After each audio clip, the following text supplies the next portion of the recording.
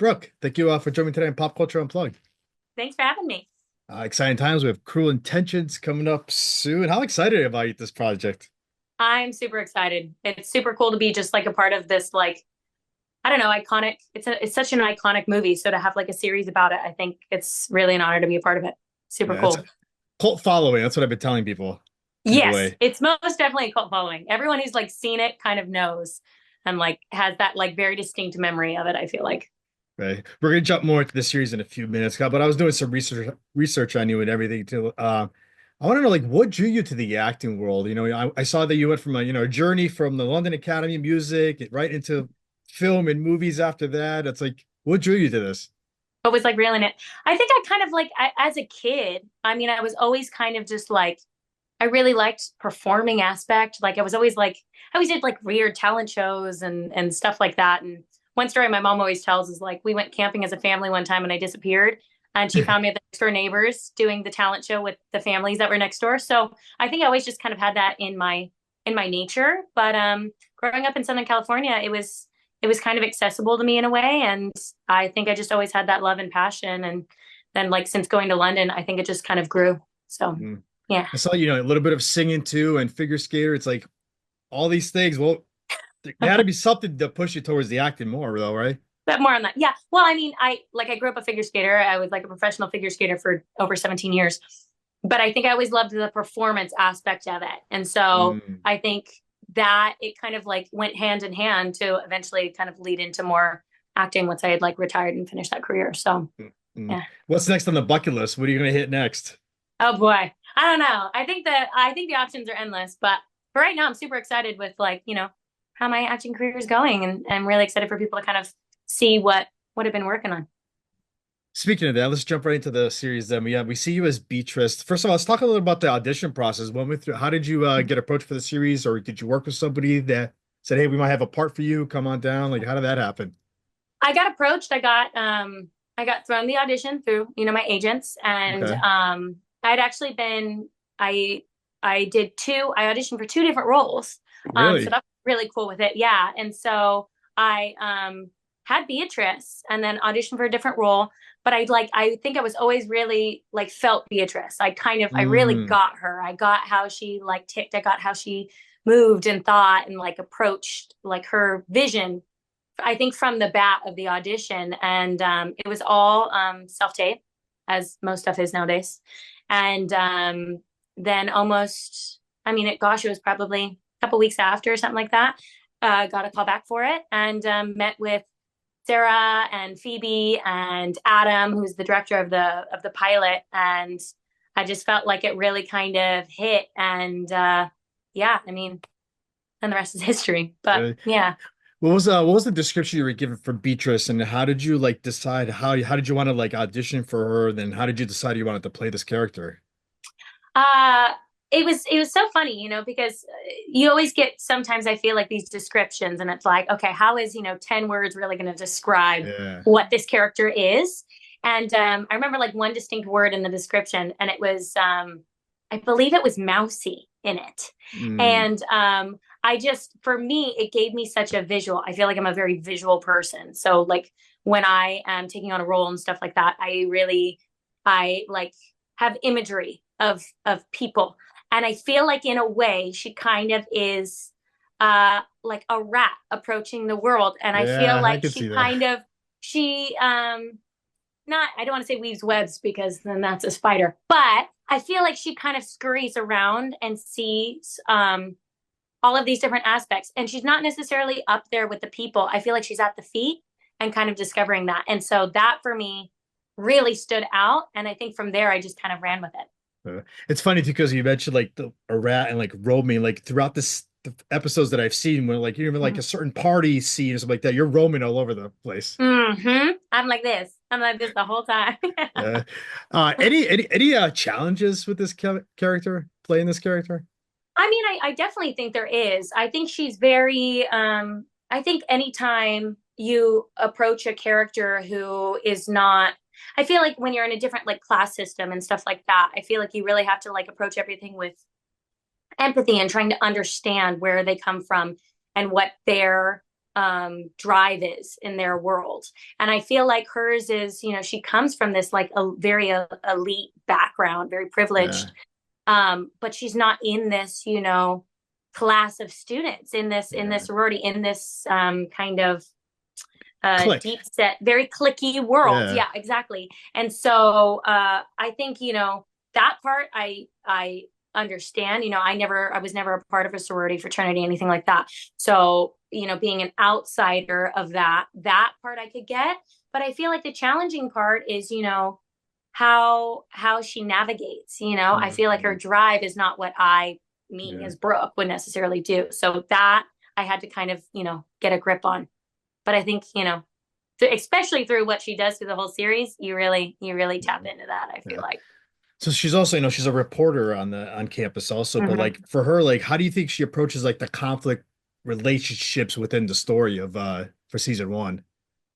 Well, I think she has a very different relationship with each character for Mm, sure. And you will see that as you watch through the whole series. It's a really great ensemble cast.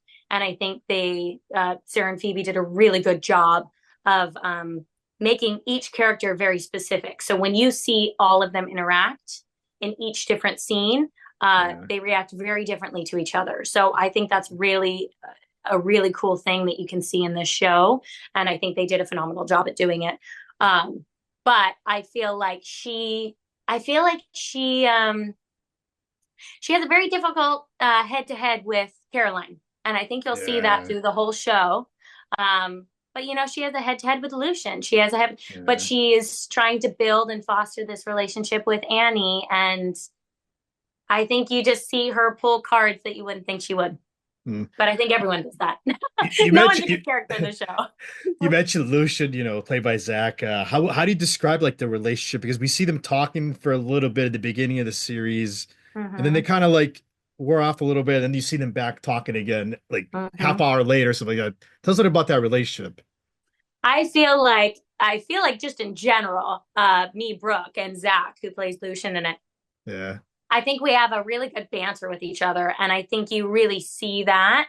And I think these characters have this very sarcastic, dry humor with each other. And I feel like they have a very it's a lot of tension between the two of them that I think kind of Mm, gets played off. I don't think they ever, want to directly confront each other. I feel like it's kind of this it's a game of toss between them. So I mm, think I think that is a very interesting relationship you can kind of see in this show. yeah. And I think it, spawns a lot of other issues. So, Right. You mentioned Caroline, played by Sarah. Would you be, mhm. if you were, let's put you to at imaginary world, would you be friends with somebody like Caroline?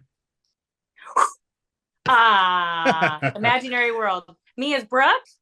Yeah.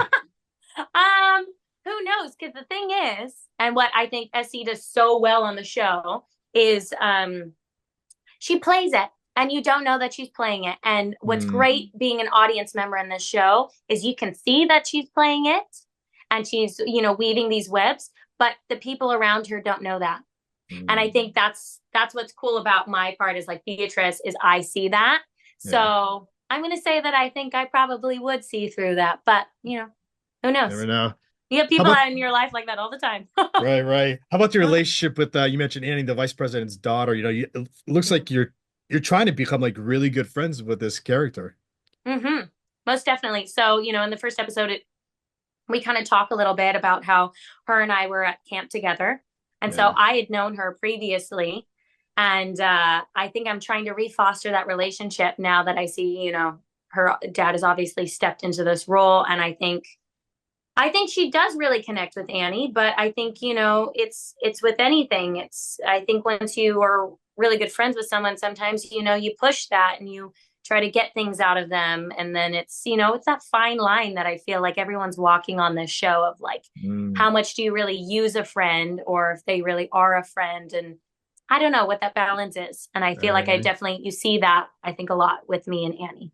Mm. You mentioned, the writers of Phoebe and Sarah. Mhm. How was collaborating with them?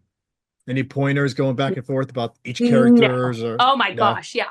Like to be honest with you, they set the tone for it since day one. So it wasn't really it wasn't really a question when you walked onto set.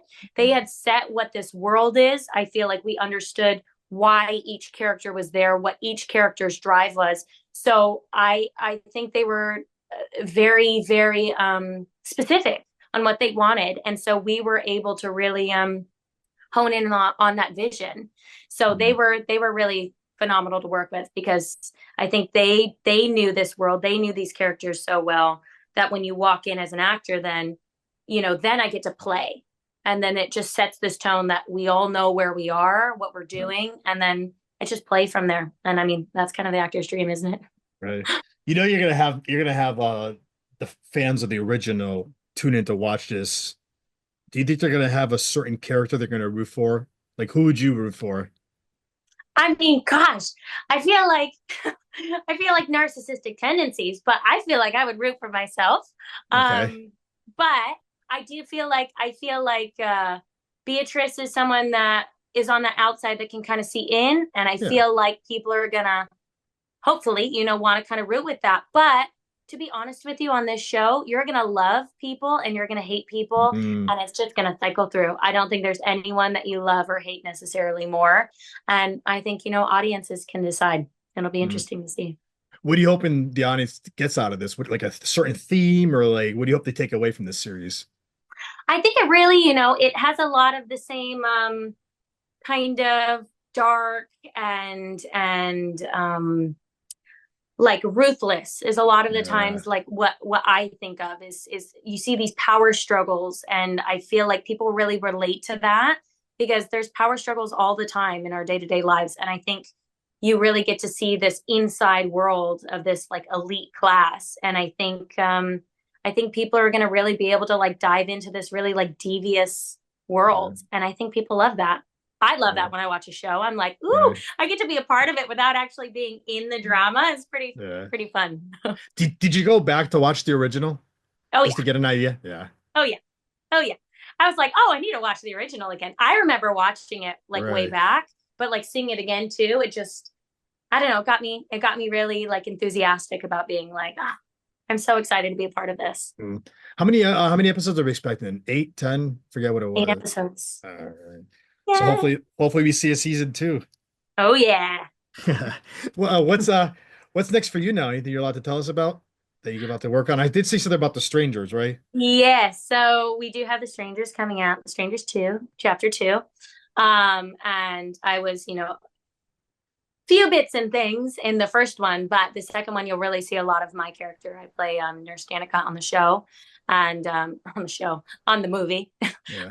um, but I think you'll really get to see. I think what I'm excited for viewers to see on that one is once again very iconic movie. Anyone who watched the original Strangers, I mean, talk about one of the most scary, thrilling Yeah. things you've ever seen in your life. I didn't sleep for weeks after I saw it. So to be a part of it is kind of like, but also, oh my gosh. But I think what people are going to be really excited about is they're going to be able to see more into the past of these characters Mm, and kind of the why behind it, as well as getting a whole new kind of curve on the plot line that I don't think people are expecting. amazing. Yeah. Brooke, can't wait. We've Cruel Intention season one premiering in a few days, I think, right? About a week. Yeah. So Got you a week. so Woohoo! so so you won't get any sleep. You'll be No, busy. no sleep at all. Super busy, but thankful for Hey, it. amazing. Yeah, Brooke, how can the viewers and listeners find you now on social media to keep up with you, to see if you're posting anything about the show and about future projects? Absolutely. They can follow me on Insta. It's at the Brooke Lena Johnson. And yeah, love to hear from everybody. Amazing. Brooke, thank you for giving me from yesterday. This was great. Thank you so much.